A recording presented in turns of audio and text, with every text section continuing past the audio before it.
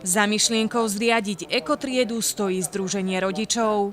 My máme slnečné triedy a keď tam ozaj fakt peče slnko, tak je tam dosť teplo, takže vlastne môžu využívať vlastne tieto naše lavice, ktoré im tu prichystáme. Zrevitalizovať priestory, kde ekoučebňa vznikla, pomáhali učitelia, rodičia i samotní žiaci.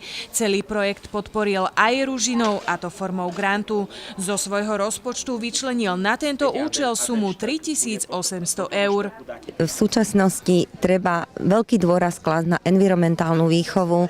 Treba skutočne si uvedomiť, že životné prostredie, okolie, v ktorom žijeme, tak veľmi na nás vplýva. Treba tým deckám trošku pripraviť aj iné prostredie, aby naozaj tá škola bola aj školou hrou. Je to výborné. Ja som sa chodil od 3. triedy do 6. triedy základnej školy a konkrétne na tomto mieste my sme mali záhradkárske práce, takže tu sme sa učili také okopávačky a takéto veci. Grantové peniaze putovali na nákup drevených hlavíc s prístrežkom, opravu plota a novú bránu.